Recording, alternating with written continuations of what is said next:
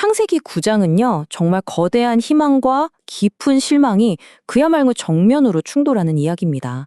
인류의 새로운 시작을 알리는 찬란한 무지개 약속이 등장하는가 하면 바로 그 뒤에 한 가족을 송두리째 흔들어버리는 비극적인 사건이 터져 나오죠.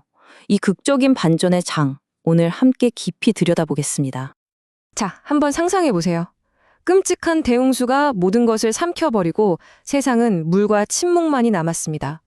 바로 그 정막 속에서 첫 번째로 들려온 하나님의 음성이 바로 이겁니다. 생육하고 번성하여 땅에 충만하라. 이건 그냥 명령이 아니에요. 모든 걸 잃어버린 인류에게 주어지는 두 번째 기회이자 폐허 속에서 다시 피어나는 희망의 약속 그 자체였습니다.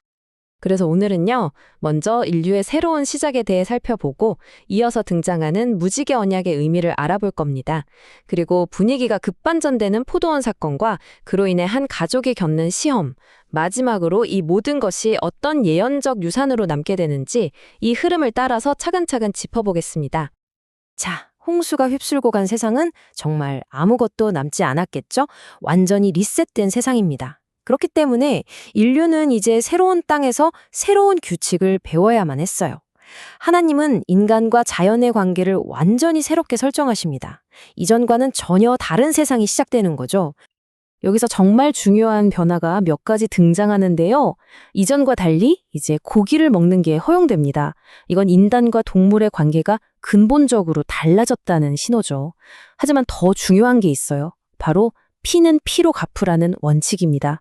이건 인류 사회에 처음으로 도입된 사법적 정의, 즉 법의 개념이라고 볼 수 있어요. 그만큼 인간의 생명이 소중하다는 걸 아주 강력하게 선언하는 겁니다. 근데 왜 유독 인간의 생명만 이렇게까지 신성하게 여겨지는 걸까요? 성경은 그 답이 바로 하나님의 형상에 있다고 말합니다. 인간이 죄를 짓고 타락했어도 그 안에는 여전히 신성한 흔적이 남아있다는 거죠.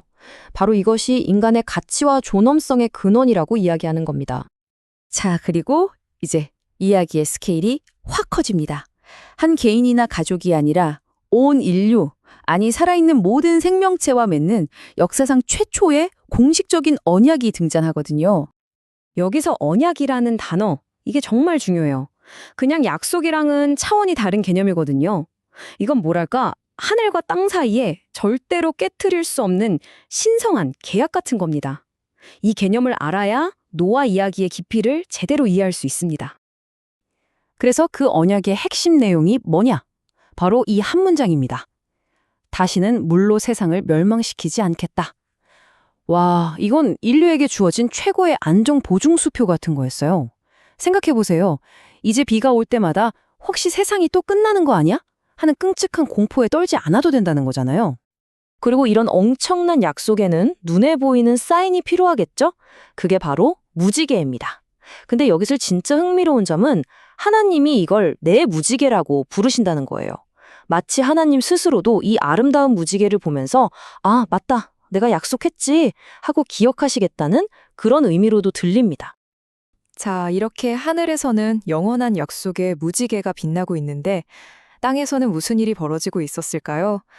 안타깝게도 바로 그 순간 인간의 나약함이 고개를 듭니다. 이 위대한 언약 직후에 우리는 한 영웅의 처참하고도 너무나 인간적인 실패를 목격하게 됩니다. 시작은 아주 평범했어요. 대홍수에서 살아남은 영웅 노아가 이제 농부가 돼서 포도원을 가꿉니다. 여기까지는 아주 평화롭죠. 그런데 문제는 그 포도원에서 나온 포도주였습니다.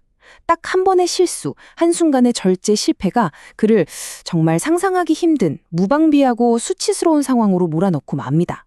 아무리 위대한 의인이라도 이렇게 무너질 수 있다는 걸 보여주는 거죠. 자, 아버지가 이렇게 무너져 있는 위기의 순간, 새 아들은 이제 선택을 해야만 합니다. 만약 여러분이라면 어떻게 하시겠어요? 지금부터 이 아들들이 하는 선택이 그냥 그들 자신뿐만 아니라 앞으로 태어날 모든 후손의 운명을 바꿔놓게 됩니다. 아들들의 반응이 정말 극과 극으로 갈립니다. 아들함은요, 아버지의 치부를 보자마자 밖으로 뛰쳐나가서 형제들에게 떠벌려요. 이건 조롱거리로 삼은 거죠. 존경심이라고는 찾아볼 수가 없어요. 반면에 셈과 야벳은 어떻게 하죠?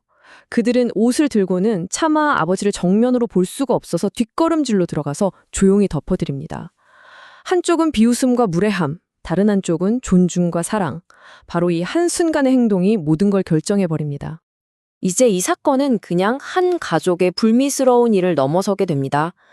텐트 안에서 벌어진 이 하룻밤의 일이 앞으로 수많은 민족들의 미래를 결정짓는 거대한 예언의 시작이 될 줄 누가 알았겠어요? 자, 노아가 술에서 깨어났습니다. 근데 성경의 표현이 좀 특이해요. 그냥 들었다가 아니라 알았다라고 되어 있거든요. 이건 마치 영적인 통찰력으로 사건의 전말과 그 본질까지 꿰뚫어 봤다는 뉘앙스예요. 그래서 노아의 반응은 단순한 화풀이가 아닙니다. 놀랍게도 자신에게 잘못한 아들 함이 아니라 그의 아들, 즉 손자인 가나안을 향한 예언적인 선포를 시작합니다. 노아의 이 예언은 크게 세 갈래로 다닙니다. 가나안에게는 끔찍한 저주를, 그리고 셈과 야벳에게는 축복을 내리죠. 그런데 이 몇 구절이 정말 수천 년 동안 인류 역사 해석에 엄청난 영향을 미칩니다. 주석가들에 따르면 가나안의 저주는 훗날 이스라엘의 가나안 정복을 신학적으로 정당화하는 근거가 되고요. 셈에게 내린 축복은 바로 메시아가 나오는 혈통의 시작으로, 또 야벳의 축복은 서구 문명이 전 세계로 뻗어나가는 것을 예언한 것으로 해석되기도 했습니다. 이 모든 폭풍 같은 사건들을 겪고 나서 노아는 무려 950살까지 살았다고 합니다. 홍수가 나기 전 세상을 기억하는 마지막 사람이었겠죠. 동시에 새로운 인류의 시작을 온몸으로 지켜본 그야말로 살아있는 역사 그 자체였던 겁니다. 결국 창세기 9장은 우리에게 이걸 보여주는 것 같아요. 한 가족, 텐트 안에서 벌어진 어떻게 보면 사소한 비극이 어떻게 수천 년 역사를 가르고 민족들의 운명을 해석하는 거대한 프레임이 될 수 있었는가. 존중과 경멸, 그 한순간의 선택이 일으킨 나비 효과가 정말 어마어마하죠. 자, 그렇다면 이 아주 오래된 가족 이야기가 오늘을 살아가는 우리에게는 과연 어떤 의미로 다가올까요?